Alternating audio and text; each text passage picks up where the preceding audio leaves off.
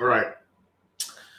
Chances are you guys have already expected this video to be coming. Anyway, so today we will be talking about the CPI expectation for April. All right, so I'm pretty sure that we already, one of my more popular video was actually the CPI expectation and what was the CPI summary that I actually went through for the previous month.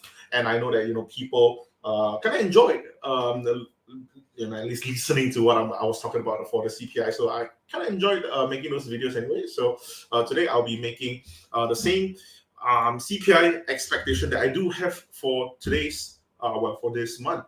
Okay, so first up, we have to talk a little bit more about Federal Reserve, what they actually said for the previous FOMC meeting. Right, so I just want to pull out some of the important facts. Okay, if you want to watch my entire summary on the FOMC meeting, check it out. I think it's on my channel. I think I named it FOMC summary, the best FOMC we have gotten in months, something along those lines. In that FOMC, in the FOMC meeting itself, what we actually saw was that Jerome Powell said that there will be a couple more meetings of 50 basis point hike. Okay, and my own expectation is, why is he saying a couple more 50 basis point hike? Okay, so my own personal expectation is that chances are Jerome Powell thinks that inflation is going to see a huge turning point. Okay, and that turning point is going to be happening in the next couple of months. Okay, which is why in the next couple of meetings. Okay, just bear with me here. Okay, so my own personal expectation is that if Jerome Powell thinks that inflation is going to be having an inflection point in the next meeting or two, then he is just going to plow harder into the increasing of interest rates, which is 50 basis point every single time that inflation doesn't really go off. Okay, and this makes sense because that means that I would like to think, in Jerome Powell's opinion, that inflation is going to go away in another 2 to 3 more months, a couple of months, and I think that is going to be helping.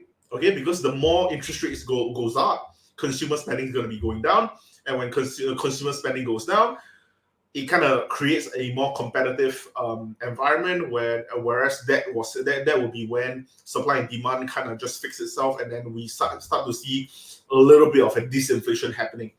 So that's kind of my own thought process on it. And like I said, from the previous CPI expectation and also the CPI report that we actually had for the last month, something interesting was that the core inflation data that we had for last month was only 0.3%.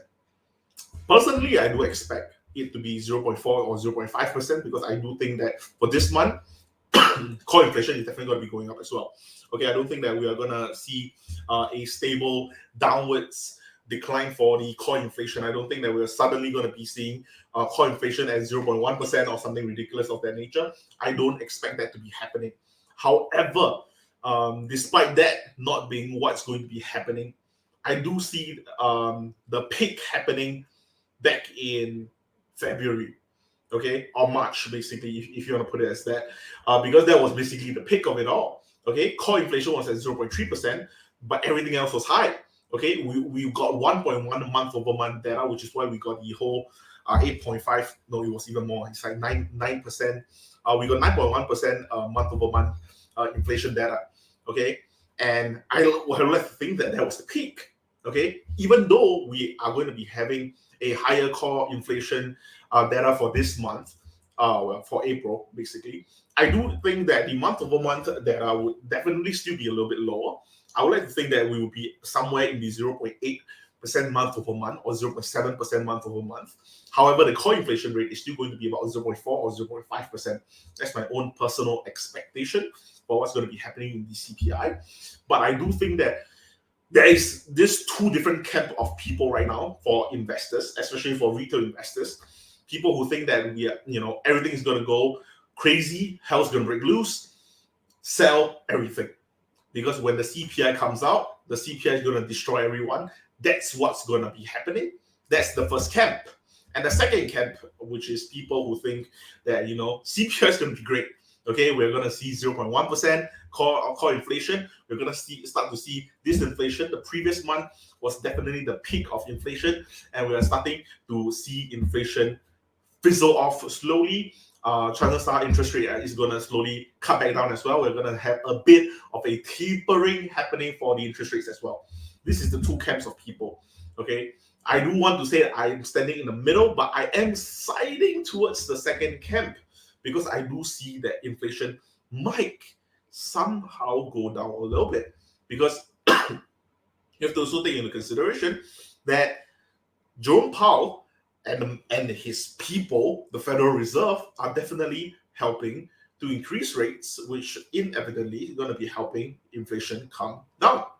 Okay, and we cannot discredit the 50 basis point hike that was already increased in the previous FOMC meeting, and the 2 or even more 50 basis point hike that is going to be coming in the next few meetings.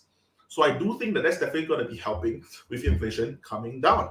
However, if you're talking about a soft landing of any sort, that's a whole nother ballpark story, because I don't think a soft landing is what the US is actually capable of doing. As much as what Jerome Powell is trying to do, he's trying to soften the ground, he's trying to make sure everyone get tucked in, okay, a little bit cozy, ready for bed, telling us a bedtime story, saying that, we're going to go for a softish landing. But a lot of the Americans, or a lot of the investors, do not believe in that narrative, for at the very least.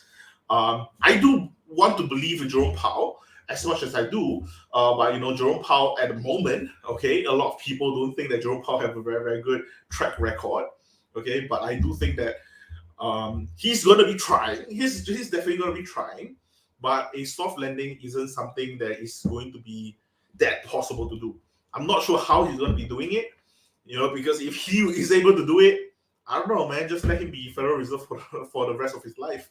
But this is definitely going to be one of the hardest soft landing that they are actually going to be trying to achieve for. Paul Volcker clearly failed to do so, which is why we had like 3 recession in quick succession. And I do believe that this is not a Paul Volcker era, okay? I don't believe that this is a Paul Volcker situation. If you are watching CNBC, you're watching Fox News, you're watching like CNN or whatever it is, they're all talking about how this might be the Paul Volcker era, where we had hyperinflationary trends all the way for like 3 to 4 years, where everything was like 15% inflation every single year and such like that. So yeah, I do think that I don't want to think that we are definitely going to be having a soft landing, but hopefully so. We'll see how Jerome Powell actually managed to maneuver around all of this. But anyway, that's my own expectation for the CPI. Like I said before, it's probably going to be a 0.4 to 0.5% core inflation. And if you're talking about overall inflation, I'm looking at about 0.7, 0.8 or so.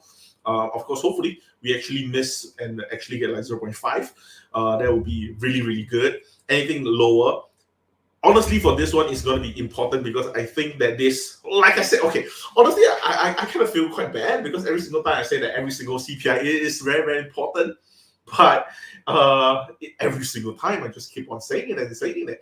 But I do think that this is going to be important simply because this is going to guide us for the next FOMC interest rate hike. And if we actually see substantial disinflation happening in tomorrow's CPI, chances are the next FOMC meeting, we might actually see a 25 increment, a 25 basis point increment. And when that actually happens, that's going to start rallying the entire market. People will think that we finally found the bottom, and the bottom was actually today, and things of that nature. So, yeah, just be prepared for a very, very bad market. I don't know how to really explain this to you guys anymore. Anyway, thank you guys so much for watching, and I'll see you guys in the next one. Bye.